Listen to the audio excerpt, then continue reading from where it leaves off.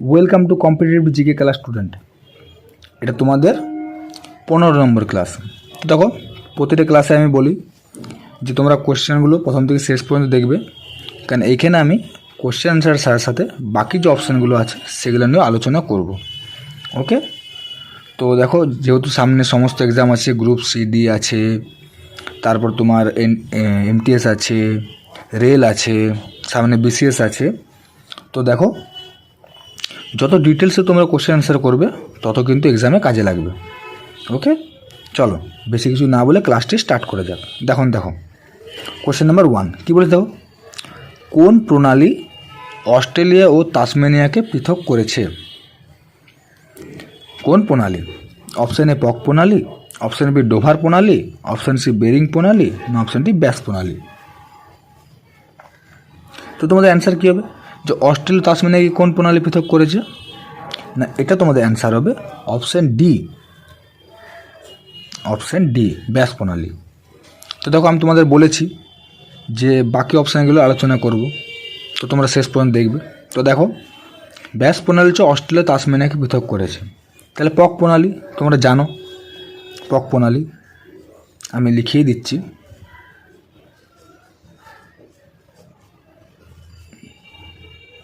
ভারত ও শ্রীলঙ্কা, ঠিক আছে, পক প্রণালী ভারত ও শ্রীলঙ্কা, ঠিক আছে। তো দেখো, এখানে ডোভার প্রণালী আছে।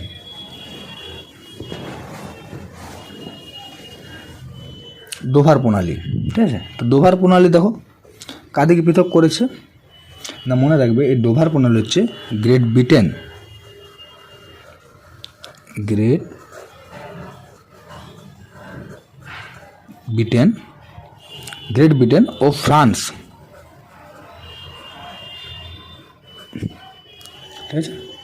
ডোভার প্রণালী হচ্ছে গ্রেট ব্রিটেন ও ফ্রান্সকে পৃথক করেছে। কারণ কোশ্চেন দেখো, অস্ট্রেলিয়া তাসমানিয়া আসবে কেন কোনো গ্যারান্টি নেই, আসতেও পারে গ্রেট ব্রিটেন ও ফ্রান্সকে কোন প্রণালী পৃথক করেছে। তো তোমরা ডিটেলসে যত করবে তত এক্সামে কাজে লাগবে। তো দেখো, ডোভার প্রণালী হচ্ছে গ্রেট ব্রিটেন ও ফ্রান্স। তারপর দেখো এখানে বেরিং প্রণালী। বেরিং প্রণালী কি? না, মনে রাখবে বেরিং প্রণালী হচ্ছে এশিয়া ও উত্তর আমেরিকা, উত্তর আমেরিকা, ঠিক আছে। তাহলে পক প্রণালী ভারত ও শ্রীলঙ্কা, ডোভার প্রণালী গ্রেট ব্রিটেন ও ফ্রান্স, বেরিং প্রণালী হচ্ছে এশিয়া উত্তর আমেরিকা, আর ব্যাস প্রণালী হচ্ছে অস্ট্রেলিয়া তাসমানিয়া। ওকে, চলো পরের প্রশ্নে আসা যাক। দেখো, কোশ্চেন নাম্বার 2 কী বলে, দেখো, কিয়াত কোন দেশের মুদ্রা?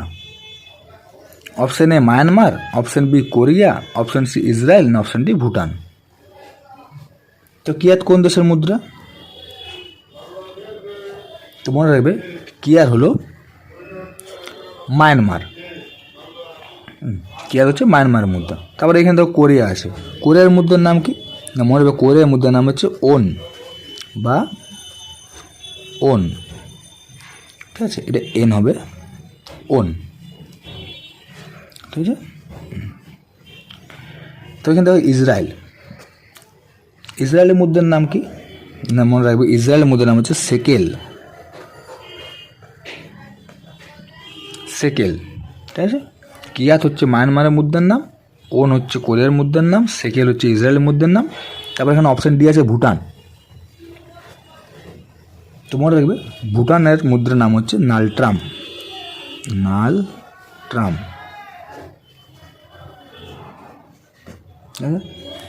নালট্রাম।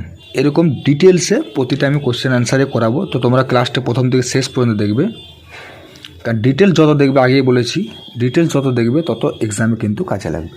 ওকে, চলো পরের প্রশ্নে আসা যাক। দেখো, কোশ্চেন নাম্বার 3 কী বলে, দেখো, না ভেলিকোন্ডা পাহাড়টি নিম্নলিখিত কোনটির অংশ? ভেলিকোন্ডা পাহাড়, অপশান এ নীলগিরি পর্বত, অপশান বি পশ্চিমঘাট পর্বত, অপশান সি পূর্বঘাট পর্বত, না অপশান ডি সাতপুরা পর্বত। তো তোমাদের অ্যান্সার কী হবে? যে ভেলকোন্ডা পাহাড়টি কোনটির অংশ? না, এটা তোমাদের অ্যান্সার হবে অপশান সি পূর্বঘাট, ভেলিকোন্ডা পাহাড়টি হচ্ছে পূর্বঘাট। ওকে, তো এর সাথে সাথে মনে রাখবে পূর্বঘাটের যদি বলে পূর্বঘাট পর্বতমালার সর্বোচ্চ শৃঙ্গ, ঠিক আছে, তো মনে রাখবে এই যে পূর্বঘাটের সর্বোচ্চ আমি লিখে দিচ্ছি,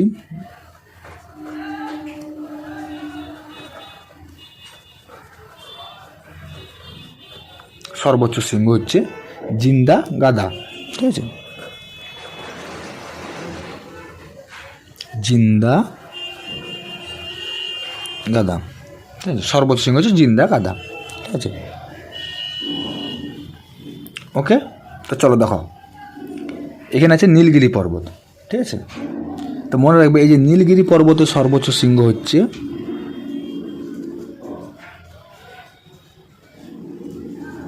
তোমরা বুঝে নেবে, এক সেকেন্ড, সর্বোচ্চ শৃঙ্গ হচ্ছে দোদাবেদা, ঠিক আছে, দোদাবেদা, নীলগিরি পর্বতের সর্বোচ্চ শৃঙ্গ হচ্ছে দোদাবেদা, ঠিক আছে। তো এই সাথে মনে রাখবে এই যে নীলগিরি পর্বতটা কিন্তু পশ্চিমঘাট পর্বতের অংশ, ঠিক আছে। ওকে, সর্বশৃঙ্গ দোদাবেদা আর পূর্ব সর্বশৃঙ্গ জিন্দাগাদা, ঠিক আছে। তারপর দেখো এখানে আছে মনে রাখবে এই যে তোমার এই পূর্বঘাট পর্বত, ঠিক আছে, আর এই যে ভেলিকোন্ডা, ঠিক আছে, পূর্বঘাট পর্বতের অংশ, কিন্তু এই সাথে মনে রাখবে এই যে ভেলিকোন্ডা পাহাড়টি মনে রাখবে অন্ধ্রপ্রদেশে অবস্থিত, ঠিক আছে, অন্ধ্র,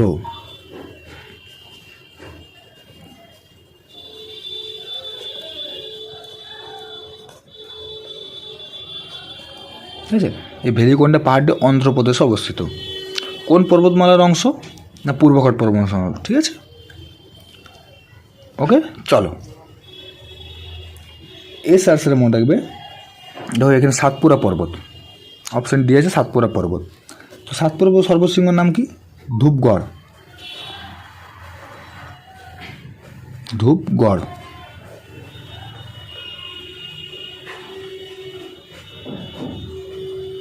ওকে, সাতপুরা পর্বতমালা সর্বশৃঙ্গ ধূপগড়। ওকে, চলো পরের প্রশ্নে আসা যাক।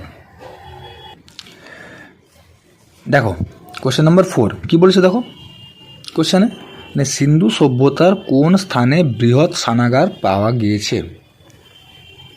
অনেকেই জানো তোমরা যে বৃহৎ স্নানাগার কোথায় পাওয়া গেছে, কিন্তু তার সাথে সাথে আমি আগেই বলেছি যে আমি কোশ্চেন সাথে সাথে বাকি অপশানগুলো আলোচনা করব, আর আমি করছিও। ওকে, তো তোমরা ক্লাসটা প্রথম থেকে শেষ পর্যন্ত দেখবে। ওকে, দেখো কোন স্থানে বৃহৎ স্নানাগার পাওয়া গেছে, না এটা তোমাদের অ্যান্সার হবে। দেখো অপশান কী দিয়ে দেবো, মহেঞ্জোদাড়ো, বি কালীবঙ্গান, সি হরপ্পা, না ডি লোথাল। তো এটা তোমাদের অ্যান্সার কী হবে, না এটা তোমাদের অ্যান্সার হবে অপশান এ মহেঞ্জোদাড়ো। মহেঞ্জোদাড়োতে বৃহৎ শস্যাগার পাওয়া গেছে। এর সাথে সাথে মনে রাখবে আমি এখানে লিখে দিচ্ছি কী কী আর কী কী পাওয়া গেছে মহেঞ্জোদাড়োতে। শস্যাগারও পাওয়া গেছে, বৃহৎ স্নানাগারও পাওয়া গিয়েছে, ঠিক আছে, স্নানাগার, ঠিক আছে, এক সেকেন্ড দাঁড়াও, স্নানাগার, বৃহৎ স্নানাগারও পাওয়া গিয়েছে। এর সাথে সাথে মনে রাখবে পশুপতি মূর্তি, পশুপতি মূর্তি। তার সাথে সাথে মনে রাখবে আমি এখানে লিখে দিচ্ছি, ঠিক আছে,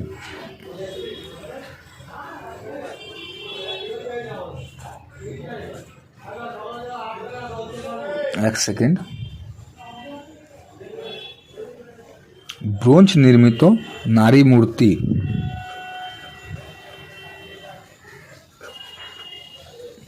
ঠিক আছে, বৃহৎ শস্যাগারও পাওয়া গেছে, বৃহৎ স্নানাগারও পাওয়া গেছে, পশুপতি মূর্তিও পাওয়া গেছে, আর ব্রোঞ্জ নির্মিত নারী মূর্তিও পাওয়া গিয়েছে, ঠিক আছে, মহেঞ্জোদাড়ো। তারপর দেখো এখানে আছে কালীবঙ্গান। কালীবঙ্গানে কী পাওয়া গেছে মনে রাখবে, কালীবঙ্গান হচ্ছে লাঙলের চিহ্ন, লাঙলের চিহ্ন,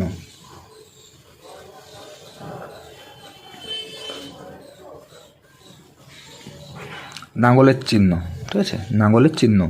তার সাথে সাথে মনে রাখবে কালো চুড়ির টুকরো।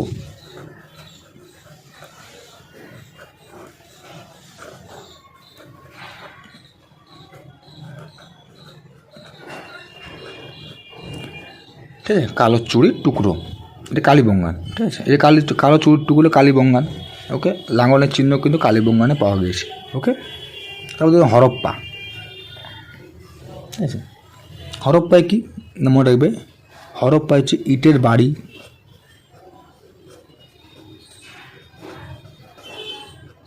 ইটের বাড়ি, তারপরে স্মৃতিস্তম্ভ। ঠিক আছে, ওই যে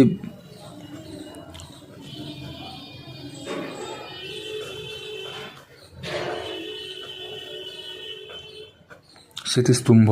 ঠিক আছে, ইটের বাড়ি অ্যাকচুয়ালি আর যদি আসে ইটের বাড়ি কোথায় পাওয়া যায়, হরপ্পা, এটা অ্যাকচুয়ালি আসে। ওকে, তারপর দেখুন লোথাল। লোথাল কি জানো, এটা এটা একটি পোর্ট বন্দর, এটি একটি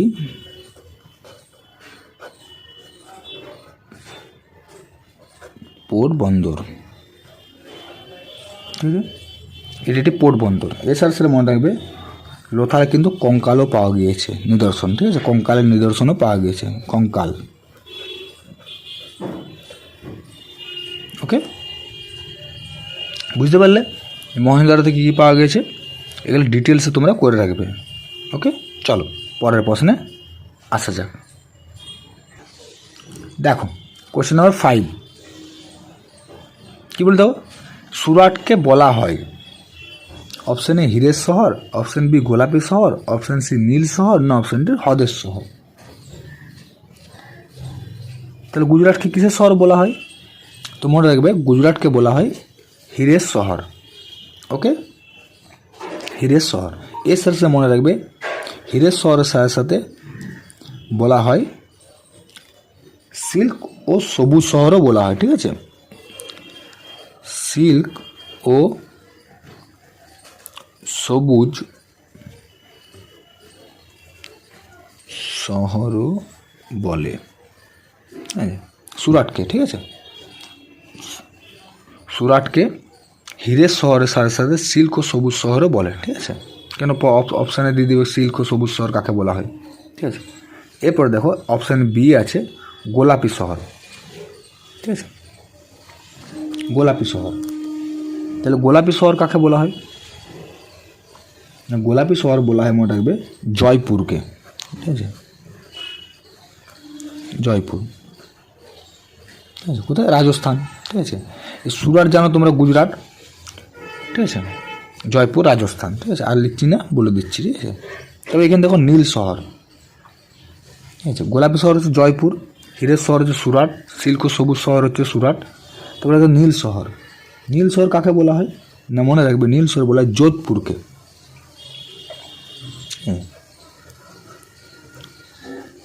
যোধপুর। ঠিক আছে, যোধপুরকে বলা হয় নীল শহর। যোধপুরটাও কিন্তু রাজস্থানে অবস্থিত। ঠিক আছে, তারপর এখানে দেখো অপশান ডি আছে হ্রদের শহর। ঠিক আছে, হ্রদের শহর কাকে বলা হয়, না মনে রাখবো হ্রদের শহর হচ্ছে উদয়পুর। উদয়পুর।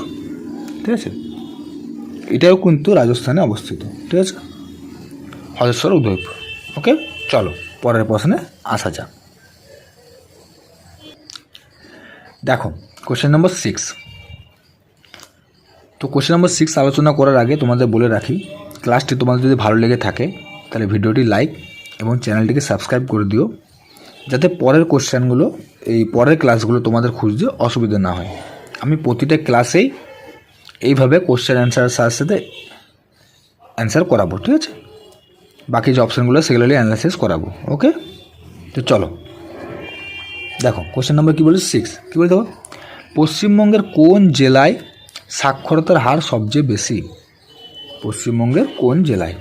ঠিক আছে, দাঁড়াও এক second. Option A Kolkata, option B উত্তর 24 পরগনা, অপশান সি পূর্ব মেদিনীপুর, না অপশান ডি পশ্চিম মেদিনীপুর। তো পশ্চিমবঙ্গে কোন সাক্ষরতা সবচেয়ে বেশি, না এটা তোমাদের অ্যান্সার হবে অপশান সি পূর্ব মেদিনীপুর। ঠিক আছে, পূর্ব মেদিনীপুরে সবচেয়ে বেশি। ঠিক আছে,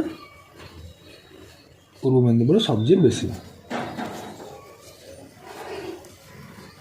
তারপর দেখো এখানে বলছি, এক সেকেন্ড। তো দেখো সাক্ষরতা সবচেয়ে বেশি হচ্ছে পূর্ব মেদিনীপুর। সবথেকে কম যদি বলা হয় কি না, মনে হবে সবথেকে কম হচ্ছে উত্তর দিনাজপুর।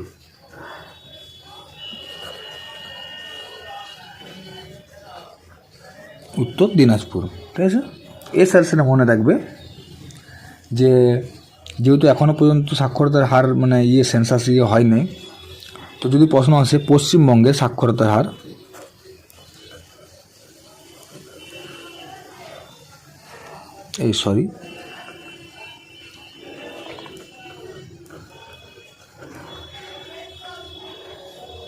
সাক্ষরতার হার, তো মনে রাখবে পশ্চিমবঙ্গের সাক্ষরতার হার হচ্ছে তোমার 76.26%। এটা হচ্ছে 2011 সেন্সাস অনুযায়ী, ঠিক আছে। আসতেই পারে পশ্চিমবঙ্গ সাক্ষরতার হচ্ছে 76.26। আর পশ্চিমবঙ্গ কোন জেলার সাক্ষরতা সবচেয়ে বেশি? পূর্ব মেদিনীপুর। সবচেয়ে কম উত্তর দিনাজপুর। ওকে, চলো পরের প্রশ্নে আসা যাক। দেখো কোশ্চেন নম্বর 7, কী বলে দেখো, নিম্নলিখিত কোনটি হর্ষবর্ধনের লেখা নয়? Option A Nagananda, option B Ratnavali, option C Kadambari, না অপশন ডি প্রিয়দর্শিকা। হর্ষবর্ধন লেখা নয় বলেছে, ঠিক আছে। তো কোনটা হবে না, এটা তোমাদের অ্যান্সার হবে অপশন সি কাদম্বরী, ঠিক আছে। কাদম্বরী হর্ষচরিত লেখা নেই। বাকি এই তিনটে যে নাগানন্দ, রত্নাবলী, প্রিয়দর্শিকা, এগুলো সবই হর্ষবর্ধন লিখেছে, ঠিক আছে। তাহলে এই কাদম্বরী কে লিখেছে? তো মনে রাখবে কাদম্বরী লিখেছে বাণভট্ট।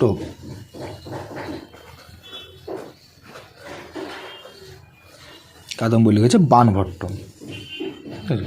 তো বাণভট্ট আরও কিছু লিখেছে জানো তোমরা, যেমন হর্ষচরিত, কাদম্বরী, এগুলো মনে এখান থেকে আসে। তা রত্নাবলী, নাগানন্দ আর প্রিয়দর্শী কিন্তু হর্ষবর্ধনে লিখেছে। ওকে, চলো পরের প্রশ্নে আসা যাক। দেখো কোশ্চেন নম্বর 8, কী বলে দেখো, ভোরের পাখি কাকে বলা হয়? Option A Sukanta Bhattacharya, option B Mukunda Das, option C Biharilal Chakraborty, না অপশন ডি নজরুল ইসলাম। ভোরের পাখি কাকে বলা হয়? তাহলে তোমাদের অ্যান্সার কী হবে? ভোরের পাখি কাকে বলা হয় না, এটা তোমাদের অ্যান্সার হবে অপশন সি বিহারীলাল চক্রবর্তীকে, ঠিক আছে, ভোরের পাখি বলা হয়। তাহলে দেখে দেখুন সুকান্ত ভট্টাচার্য কী কবি বলা হয় না, মনে রাখবে সুকান্ত ভট্টাচার্যকে বলা হয় কিশোর কবি।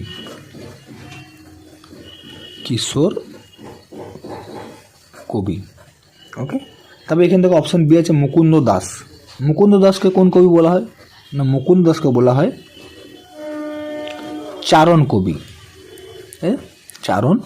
কবি, আর বিহারীলাল চক্রবর্তী ভোরের পাখি বলা হয়, ঠিক আছে। তারপর দেখো নজরুল ইসলাম আছে, তোমরা অনেকেই জানো, প্রায় সবাই জানো নজরুল ইসলাম কোন কবি বলা হয়। তো বলে দিচ্ছি, নজরুল ইসলামকে বলা হয় বিদ্রোহী কবি।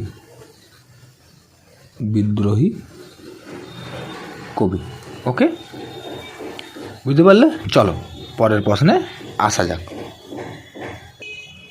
দেখো কোশ্চেন নম্বর 9, কী বলে দেখো, কোশ্চেন 9, বিশ্ব ম্যালেরিয়া দিবস কবে পালন করা হয়? বিশ্ব ম্যালেরিয়া দিবস, option A 25 April, option B 26 April, option C 27 April, না অপশন ডি 29 এপ্রিল। তো বিশ্ব ম্যালেরিয়া দিবস, তো এটা তোমাদের অ্যান্সার হবে অপশন এ 25 এপ্রিল, ঠিক আছে, বিশ্ব ম্যালেরিয়া দিবস। তারপর দেখো অপশন বি 26 এপ্রিল। 26 এপ্রিল কী পালন করা হয়? মনে রাখবে বিশ্ব মেধা সম্পন্ন দিবস।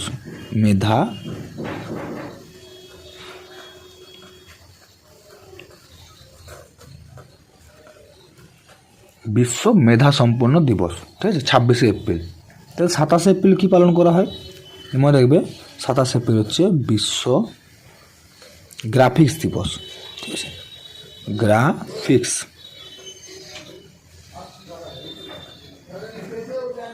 বিশ্ব গ্রাফিক্স দিবস। ওকে, তারপর দেখা হচ্ছে 29 এপ্রিল। 29 এপ্রিল কী পালন করা হয়? মনে রাখবে 29 এপ্রিল হচ্ছে বিশ্ব নৃত্য দিবস।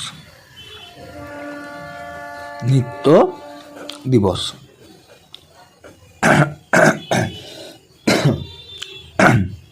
ওকে, বুঝতে পারলে? চলো পরের প্রশ্নে আসা যাক। দেখো কোশ্চেন নাম্বার 10 কী বলে দেখো, লোকসভার সর্বোচ্চ আসন সংখ্যা হলো কত? লোকসভার সর্বোচ্চ আসন সংখ্যা অপশান এ 545টি, অপশান বি 552টি, অপশান সি 550টি, না অপশান ডি 555টি। লোকসভা সর্বোচ্চ আসন সংখ্যা হলো কত? মনে রাখবে লোকসভা সর্বোচ্চ আসন সংখ্যা হলো অপশান সি 550টি। ওকে, তো আজকের মতো এখানেই। আমি পরের ক্লাসে আরও বেশি এক্সট্রা ইনফরমেশান দিয়ে ক্লাসগুলো করাবো। তো তোমার যদি ক্লাসটি ভালো লেগে থাকে তো ভিডিওটি লাইক এবং চ্যানেলটিকে সাবস্ক্রাইব করে দিও। ওকে, চলো আজকের মতো এখানে।